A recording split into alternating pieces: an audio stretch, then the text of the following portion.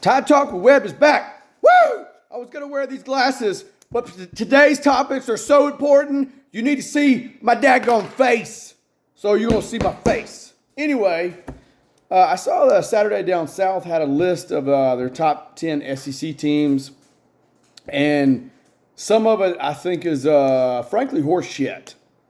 Like you got, I get Texas. Okay, we got number one. I got a lot of guys coming back. I get that. They're probably going to be 10-2, 11-1. Totally understand that. See the roster, see all that stuff. Good.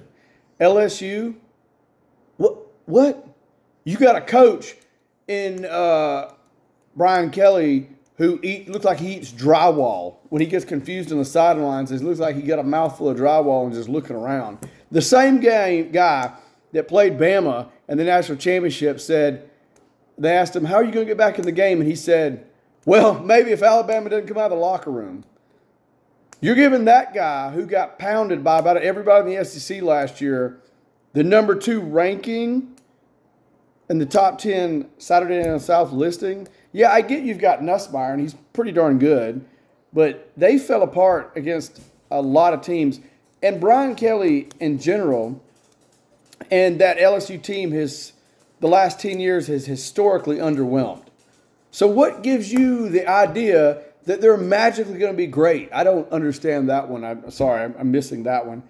Georgia at number 3, I see that. That's pretty good. I don't have a problem with that. And just to be clear, I'm only going over the top 6.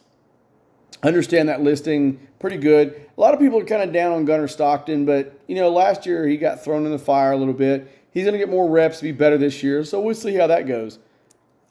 This one boggles my mind. You've got Old Miss, a.k.a. Old Piss, at number 4.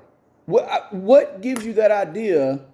They got a pretty good quarterback, but they underwhelm as well. So I don't understand this idea of number 4. Lane Kiffin has been kind of summarized as not winning the big one. He's a good coach, great recruiter. I don't understand that one. That's a little bit different for me. And this one's really mind-boggling. I would even go with Ole Miss over the 5th pick, which is Texas A&M. Look, I like Texas A&M. They got a lot of money. I think they got a pretty good coach in Wilkos. But are you smoking some serious shit? Their quarterback can't throw a 5-yard pass, Marcellus Reed. He cannot. And what we saw last year, no. South Carolina shut you down. I don't if South Carolina was in 5th, I'd be like, okay, Sellers is a good quarterback. They got a great running back. They got 2 of the best defensive ends in the country coming back. Cool. They got some depth. They picked up some good depth pieces in the NIL, in the portal. Cool. I get that. I'm sorry. TAMU, a little high. Let's go number 10 with you guys. I would see that. Bama, somewhere between 10 and 8. The 6 was a little high, in my opinion. I'm a big Alabama fan. As you know, this is an Alabama channel.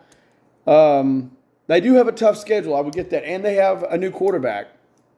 They lost to 2 6-6 teams last year. So even I think they are a little high. So maybe number 10, 9, somewhere in there. But anyway, still a little high. Loving it. Some guys I thought were ranked low was South Carolina. For reasons I just mentioned, I think they were just a little bit low there, guys. Not agreeing with that one. I don't agree with Florida with that schedule being in the top 10. They're going through murderer's row. Murderer's row again next year. And you got the number 7. Get it. DJ Lagway is good. He's coming back. Understand that. Didn't understand that one. And then Oklahoma in the top 10. You guys were a dumpster fire. Even though you beat us because we had the worst quarterback play, I think, of the year on that game. Hats off to you guys for winning. Number 10 for you guys, get the F out of here. That's crazy. Not happening. I don't get that. And while we're ranting here, let's go ahead and go through this one. Nick Saban met with Trump, and they talked about NIL deals and these things. And let's be honest, NIL is destroying football at this point. It really is destroying college football. And it's not about teams that have more money or are able to piss out more money. You got smaller schools trying to keep up, and they're cutting scholarships for this. So little Susie can't get a golf scholarship because we got to pay more of these kids. They're going to ride the bench more money. And I get it. Those guys should be paid something. Yeah, they make money for the university. But hey, I don't know. You're getting a $100,000 education, free room, all the meals you can eat, all the food, all the free transportation. I don't know. I mean, and this is a prime example why Saban and everybody's bitching about NIL. Go look at the deal with Alami Aleva. The guy was making $2.5 million and was a bum. The guy was ninth best QB, I think, overall in the SEC. And you wanted more than $2.5 million a year. You got pro quarterbacks aren't making that went to the Super Bowl.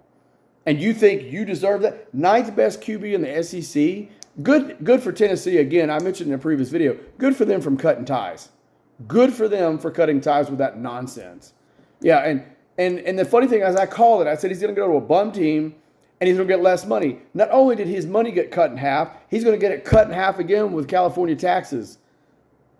Good job, bud. But this is the thing. It's craziness. And you got Higgins Berman, some nutsack lawyer out there telling, Nick Saban, he's inserting himself into it, needs to stay out of it. Oh, my bad. So you're going to make more money off this lawsuit and all these kids. So you want people to shut up so they don't stop any of it. I mean, and let's be honest, even before NIL, and I don't have a problem getting paid like profit sharing, like, okay, all the money that we hand out in NIL contracts gets filtered out through all the kids on the football team so everybody can make good money. I understand that. But let's look at when the kids were not getting paid up until this point, what Nick Saban, that lawyer is railing against, what he did for kids. 73 players on NFL rosters, 133 kids drafted, 47 first rounders, and $2 billion in NFL contracts. So, there's that. He also gave a lot of second chances. Mac Jones was a DUI second chance that he didn't have to give out either. Jones, with a weed selling incident before he even got to campus, was another one he gave second chances to people were bitching about.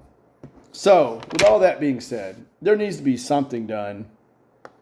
The way the currently structure is kind of crazy, and I don't agree with it.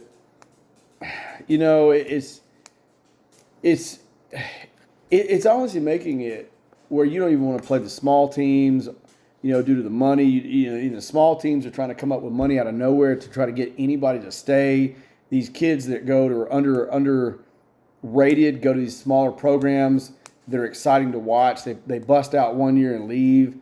It's honestly ridiculous at this point, and something needs to be done. Like the NFL did it. Salary caps. If we got to have salary caps, bring a salary cap. I'm fine with that. And with profit sharing or something. But at this point, it's absolutely ridiculous. If nothing else, you need to make it where the portal is open one time a year, the day after the national championship game, and it's only open for 2 weeks. Done. And you can't. And then what else they need to do is they need to make it, well, that's cute. You want to transfer at 1 year to the next year to the next year? No. You can transfer one time. No fault of your own, or any time if the current college coach you went to play for leaves, no penalty should be leave. But after that, if you want to transfer the second time out of a university, your ass should wait for a year. I'm sorry, you should literally have to wait for a full year because some of this needs to stop, man. Anyway, let's get to the depth chart. Some of my guesses. Ty Simpson looks to be heading in the top QB position unless something happens.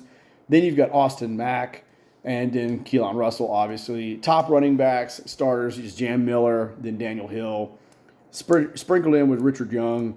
Wide receivers, we kind of know who these people are. It's Jeremy Bernard, Ryan Williams, Isaiah Horton, and then I think Rico Scott. A lot of people have Jalen Hale. I think it's Rico Scott. Tight ends is Cuevas and Danny Lewis. You've got those other guys coming in.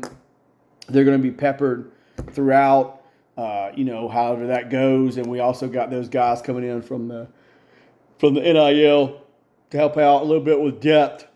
The biggest thing for those guys is got to be able to block. That's going. O-line guys, I think it's going to be Proctor at left guard, Vandermark at left guard. Sorry, Proctor at right tackle. Let's go ahead and correct this. Vandermark at left guard. Brailsford at center. Roberts at right guard. Formby, I know a lot of people don't like this guy, but he got better. He was learning at right tackle. Also at left guard, don't count out Dewberry from the portal from Texas A&M. Don't count him out just yet. For defensive line, Beeman at defensive tackle. Smith at defensive tackle. We got Keenan at nose guard. Renaud at bandit. Overton at bandit. And then Rousseau at wolf. At linebackers, I think you've got Lawson, Jefferson, and Hill Green. I think he'll play a lot. He'll pepper in there. At cornerback, you've got Jackson, Damani. He'll play, obviously, starting. Strong safety, Sab. You've got full safety, Hubbard. He's a headhunter. And then at cornerback, too, you've got Brown. And at the Husky position, you got Jones as well. So that's some big things.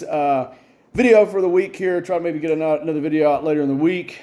But that's my thoughts. Anyway, Tide Talk Web is out.